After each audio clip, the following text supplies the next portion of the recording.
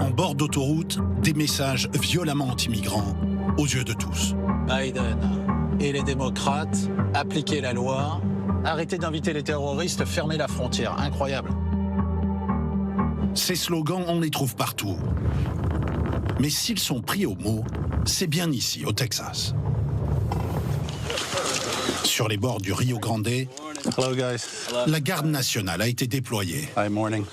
Il est 8h du matin, ils sont déjà au travail. Et c'est sur ordre du gouverneur que ces hommes hérissent de barbelés les secteurs non gardés de la frontière. On travaille sur une portion de 600 mètres. Il y a quelques jours encore, ces berges de la rivière, eh bien, c'était uniquement de la végétation. Vous la voyez, elle est assez épaisse, mais on pouvait la traverser. Dorénavant, cette route a été tracée, et puis ce barriérage se met en place.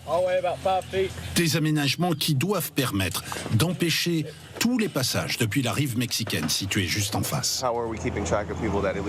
Bon, c'est difficile de donner des résultats en chiffres pour l'instant. On ne sait pas combien de personnes auraient pu passer à cet endroit auparavant de toute façon. Et le fameux fleuve frontière sépare le Mexique des États-Unis sur une distance considérable, sur plus de 2000 km. Eagle Pass, ville située sur la rive américaine, a même été transformée en camp retranché.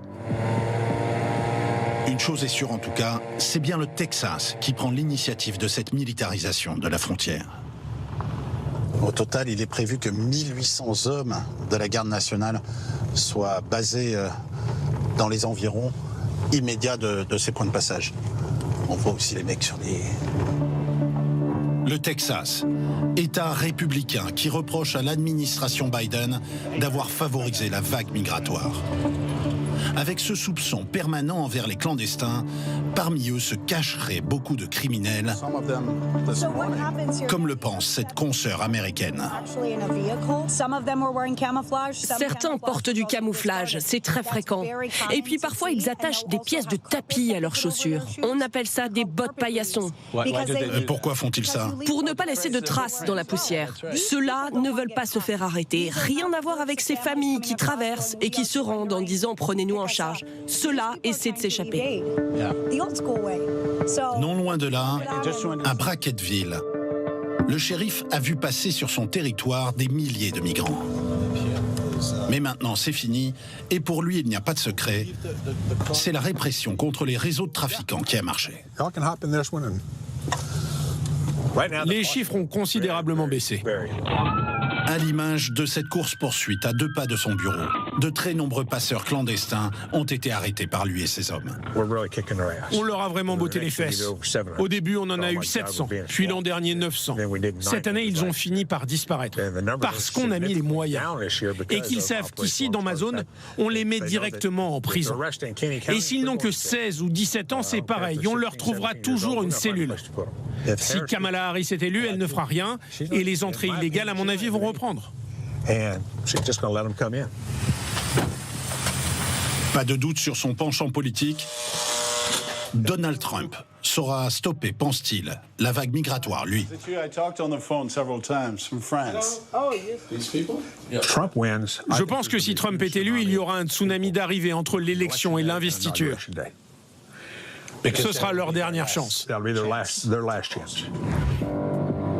Plus de passage au Texas, donc. Mais qu'en est-il d'un État comme la Californie, bastion démocrate et fief d'origine de Kamala Harris?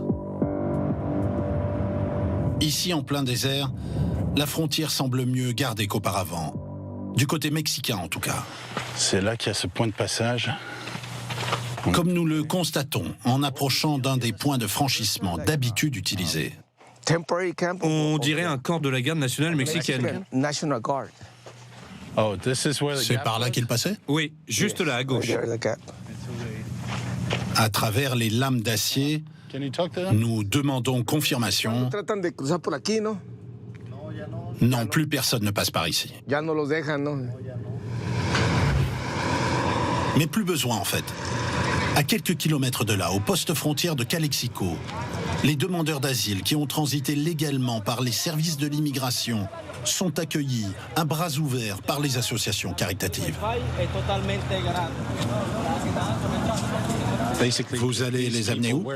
On va les convoyer jusqu'à l'aéroport. Et puis de là, ils peuvent partir pour la destination de leur choix en Amérique. Maintenant, ils sont en situation régulière. Toute cette paperasse, c'est leur passeport. Parfois, même ceux qui ont sauté la barrière illégalement ont droit à leur régularisation. C'est le cas de Mahamadi et de ses copains venus du Burkina Faso. Moi, je vais à Philadelphie. À Philadelphie, vous voulez aller? À New York, oui. Et vous avez des proches là-bas? Oui, on a des proches. Et ces passages sécurisés avec droit d'asile à la clé, encouragés depuis des années par l'administration démocrate, c'est à cela que les partisans de Donald Trump veulent mettre un terme très rapidement. Comme promis, ces migrants désormais réfugiés sont conduits à San Diego avec un billet d'avion en poche, direction leur ville d'accueil finale. Des entrées sur le sol américain qui ont explosé sous la présidence Biden et qui ont par ailleurs boosté la croissance économique du pays, selon les statistiques officielles. Reportage exceptionnel, Michel Scott, sur le terrain avec Pierre Humez et Pierre Limpens qui a monté ce reportage. Amy Green, bonsoir. Vous êtes notre experte ce soir. On va faire un regard croisé entre le terrain et l'expertise. C'est très intéressant parce que sujet numéro 1 de cette campagne, tout de même, l'immigration au sein même des rangs Trump, au sein même du camp démocrate également. Ils s'accordent pour dire que c'est un problème majeur. Même Joe Biden a pris des mesures en juin dernier pour faire en sorte de limiter cette immigration. Qu'est-ce qu'il se passe concrètement avec vos yeux de reporter, Michel Scott? Quel est le problème majeur que vous avez vu sur le terrain? D'abord, j'ai effectivement été surpris par la violence du discours dans la campagne sur la question migratoire. C'est-à-dire, d'ailleurs, ce reportage commence avec ce panneau, vous avez vu, immense, mais il y en avait d'autres au bord de l'autoroute. Et puis sur les chaînes de télévision, évidemment à tendance trumpiste ou trumpienne, c'est la même chose. Il y a une menace sécuritaire. C'est littéralement les choses qu'on entend sur place, dans l'espace public. Dans l'espace public. Quand on parle avec les gens, c'est peut-être un petit peu différent. Dans l'espace public, sur les chaînes de télévision, vous ne pourriez pas avoir un dixième de ça dans l'espace public français. Quand même se rendre compte. Des terroristes, des violeurs, des assassins, voilà. Même Trump qui a dit il mange des chats. Il est le premier à véhiculer ça. Donc ça c'était très fort. On a essayé, nous, de se pencher sur ce qui se passait d'abord au Texas, comme vous l'avez vu, et on a vu qu'il y avait plus qu'un débat, il y avait un affrontement quasi, très conflictuel entre les autorités texanes, le gouverneur Greg Abbott du Texas et l'administration Biden sur le thème. L'administration fédérale n'a pas fait son boulot, a même favorisé cette aspiration. Et pour tout dire, les chiffres le corroborent un petit peu, et même beaucoup.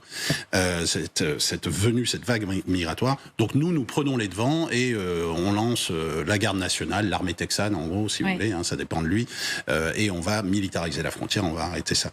Donc un vrai affrontement. Mais ce qu'on perçoit aussi, et là vous allez sans doute le confirmer point, mais c'est que du côté de l'administration Biden, on a compris le danger d'un point de vue électoral, et puis même sur la base des faits, et il y a effectivement un retournement de situation, une volonté quand même de changer les choses, peut-être un peu tardive, mais aussi hésitant, et je pense que du côté républicain, on a ça aussi en tête, parce qu'il y a un vrai enjeu économique avec cette migration qui est, et on le spécifie là, un apport qui apporte quelque chose de majeur à la croissance américaine en termes d'emploi. Donc ça, c'est une vraie question, et voilà, les uns et les autres ne sont pas non plus absolument certains de tout en la matière. Vous avez raison de dire que les Américains, du point de vue démocrate, ont également appris quelque chose, puisque Kamala Harris a mis beaucoup en avant dans cette campagne son passé de procureur, notamment pour parler de l'immigration et montrer qu'elle était capable de tenir tête à Donald Trump, qui avait mis en place ce fameux mur, le wall de Trump, qui a été abandonné, le projet a été abandonné, Amy Green. Oui, en fait, il faut se rappeler que, en fait, quand même, l'économie reste la préoccupation principale des électeurs américains avant même l'immigration. Mais c'est vrai que Donald Trump, il a compris qu'il fallait s'en saisir parce que ça pourrait être un argument qui marchait. Pourquoi ? Parce que une grande majorité des Américains qui constatent qu'il peut y avoir un problème avec l'immigration clandestine aux frontières attribue justement cela au gouvernement fédéral, et qui dit gouvernement fédéral dit l'administration Biden. Donc ça rentre dans un discours de faiblesse que fonctionnait bien pour Donald Trump. Mais effectivement, il y avait des tentatives de l'administration Biden, certes insuffisantes d'une certaine manière, parce que en arrivant au pouvoir, Joe Biden s'est engagé à livrer une réforme massive de l'immigration aux États-Unis. Ce n'est pas chose faite. Il a essayé justement de faire voter une loi bipartisane qui a été tuée par les républicains. Effectivement, il y aurait eu effectivement des échanges entre Donald Trump et le chef des députés républicains pour dire tue cela parce que finalement ça va être important pour nous jusque-là. Donc Joe Biden a signé un décret pour stopper le plus rapidement possible les passages, et puis on voit les chiffres baisser. Et Kamala Harris, elle est tout à fait sur cette ligne-là de dureté.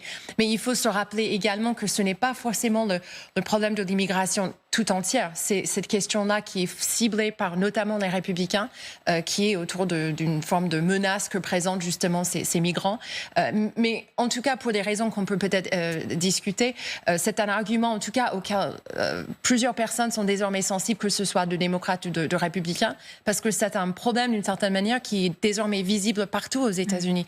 Le reportage a montré bien les billets d'avion pour Philadelphie ou pour ailleurs. C'est-à-dire que ce sont des personnes qui ne peuvent pas rester dans l'Arizona ni dans le Texas ou ailleurs. Ils doivent s'installer, chercher du travail, se loger. Et la souffrance parfois dans les parcours, la difficulté justement à trouver du travail, du logement, fait en sorte que c'est visible désormais dans les coins qui étaient jusque-là à l'abri d'une certaine manière de partout dans le nord du pays, et ce n'est pas dans ce sujet, mais nous sommes allés aussi au nord, oui, dans l'État de New York, dans l'Ohio, puisqu'on en a beaucoup parlé, et ailleurs. Et donc il y a ça. Et vous parliez de cette loi bipartisane qui a voulu faire voter l'administration Biden, mais effectivement Kamala Harris le rappelait lors de cette interview qu'elle a fini par donner à Fox News, et on l'a challengé là-dessus. Oui. Oui, mais attendez, si ça avait été voté, on avait, alors ça réglait peut-être pas tout, mais 1500 border patrols en plus à la frontière. Il y avait différentes mesures qui pouvaient être adoptées, voilà. Donc voilà, mais c'est pas, cette question de l'immigration n'est réellement pas le point fort dans la campagne de Kamala Harris. Hein. Ça fait partie du maillon faible de son argumentaire. Mais justement,